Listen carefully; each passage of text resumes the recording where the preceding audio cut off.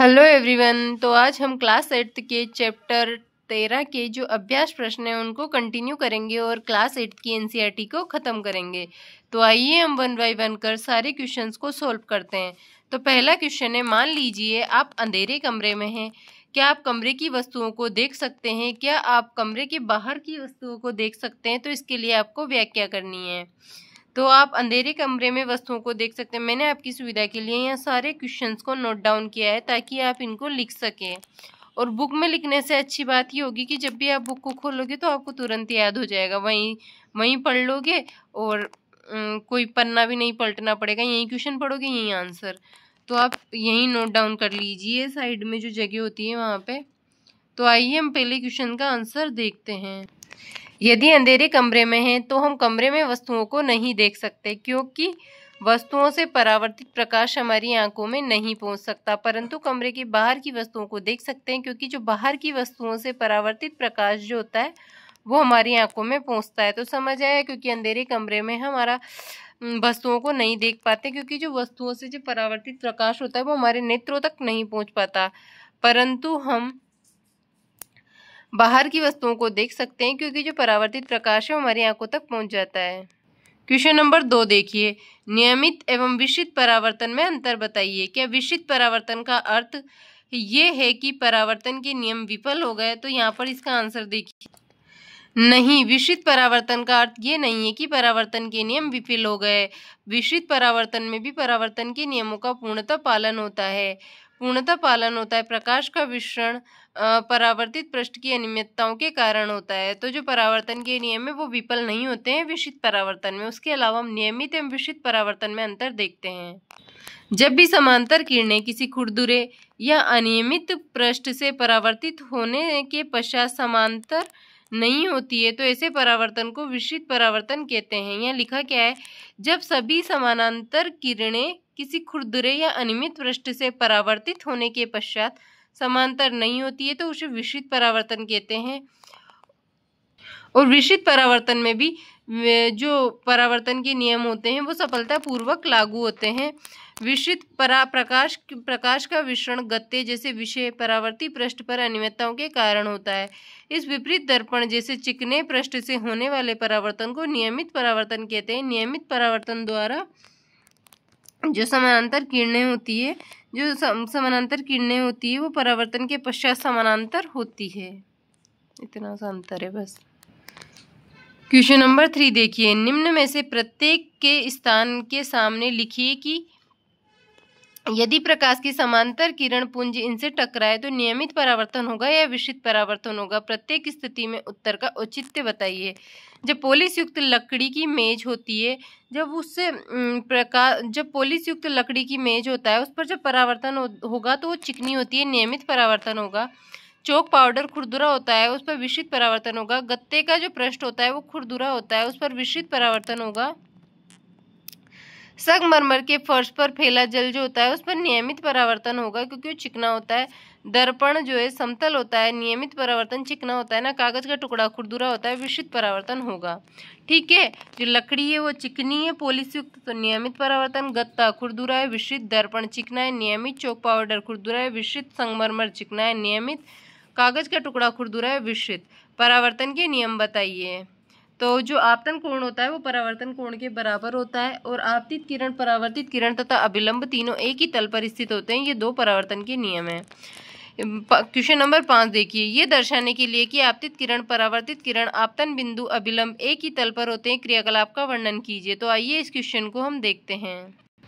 किसी मेज या ड्राइंग बोर्ड पर एक सफ़ेद कागज की शीट लगाइए, कंघा लीजिए और इसके बीच दांते को छोड़कर सभी खुले स्थान को एक दांते को छोड़कर सभी खुले स्थानों को बंद कर दीजिए। इस कार्य के लिए आप काले कागज की एक पट्टी का प्रयोग कर सकते हैं।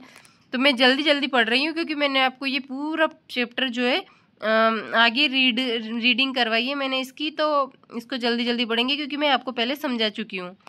छोड़कर खुले स्थानों को बंद कर दीजिए। इस कार्य के लिए आप काले और कागज की एक पट्टी का प्रयोग कर सकते हैं। कंघे को कागज की शीट के लंबवत पकड़िए। एक टॉर्च की सहायता से कंघे के खुले स्थान पर एक और प्रकाश डालिए।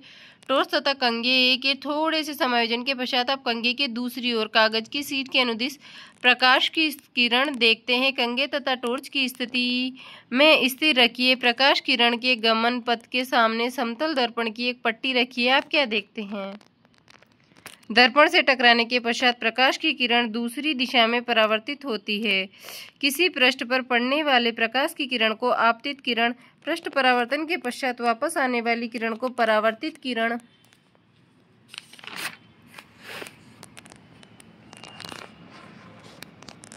यहाँ पर देखिए आपतन कोण, परावर्तन कोण, आपतित किरण, परावर्तित किरण, अभिलंब तीनों एक ही तल पर स्थित होते हैं। ठीक है।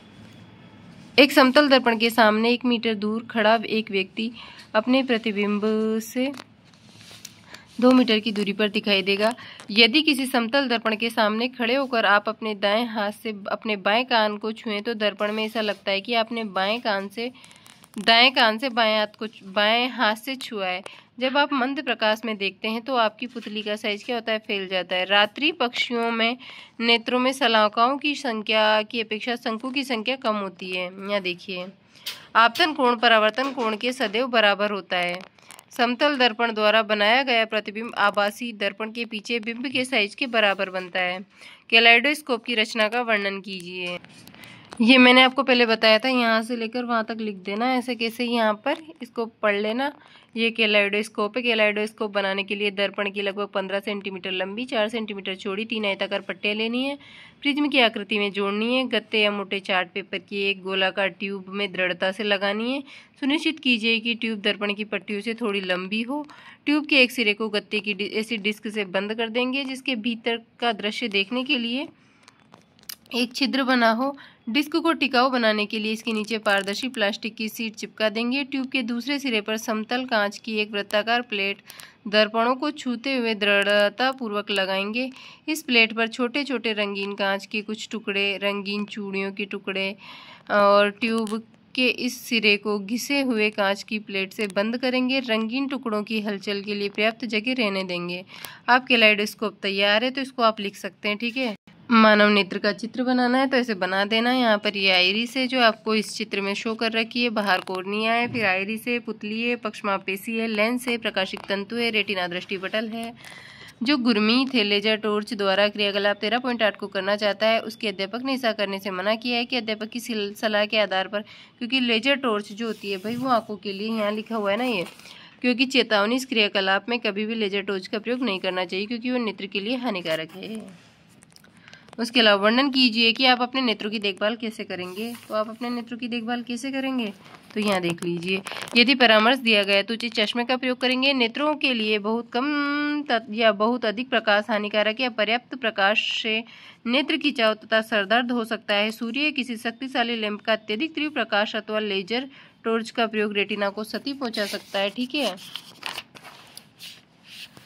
सूर्य या किसी शक्तिशाली प्रकाश स्रोत को कभी भी सीधा मत देखिए। नेत्रों को कभी मत रगड़िए। यदि आपके नेत्रों में कोई धूल कण गिर जाए तो नेत्रों को स्वच्छ जल से धोइए।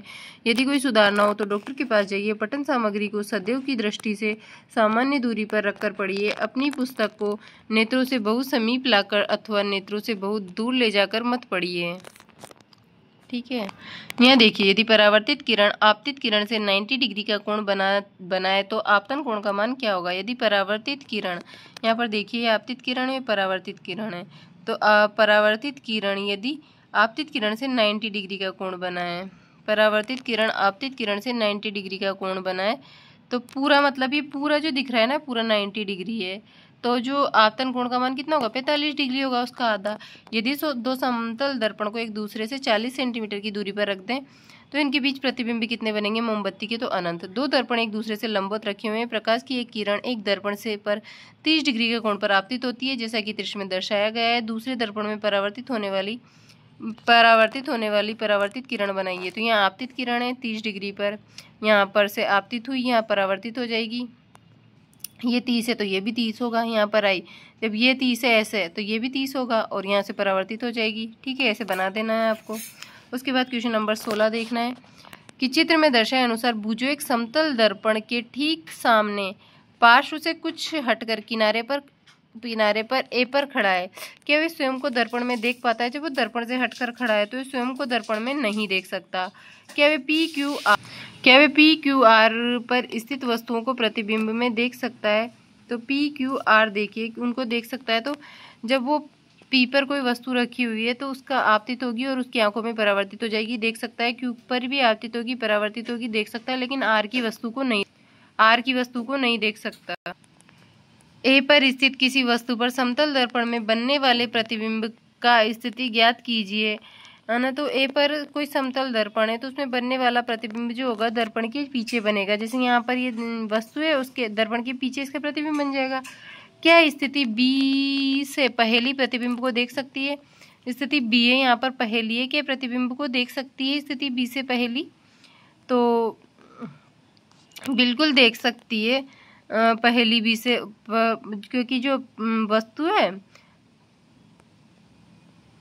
ए पर स्थित है तो इस परावर्तित होगी और उसकी आपतित होगी और उसकी आंखों में परावर्तित हो जाएगी। तो देख सकती है। क्या स्थिति सी पर बू जो है इस प्रतिबिंब को देख सकता है? तो देख सकता है, क्योंकि यहाँ पर वस्तु का जो परावर्तित किरण है वो उसकी यहाँ आपतित होगी और परावर्तित हो जाएगी। जब पहेली बी से सी पर चली जाती है तो ए का प्रतिबिंब किस ओर खिसक जाता है? तो प्रतिबिंब की स्थिति में कोई परिवर्तन नहीं होता, क्योंकि ए पर रखी वस्तु की स्थिति में कोई परिवर्तन नहीं हो रहा है इसलिए।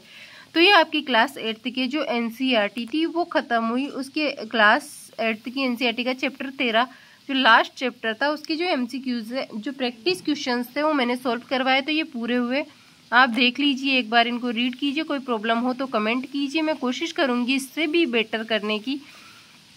अब क्लास 6 की एनसीईआरटी को हम रीड करेंगे, इसे ही सॉल्व करेंगे और उसके बाद में धीरे धीरे अपने पढ़ाने के लेवल में सुधार करूंगी आपको, ताकि आपको अच्छे से समझ में आए। आपके लिए बेटर से बेटर कंटेंट उपलब्ध कराने की कोशिश करूंगी।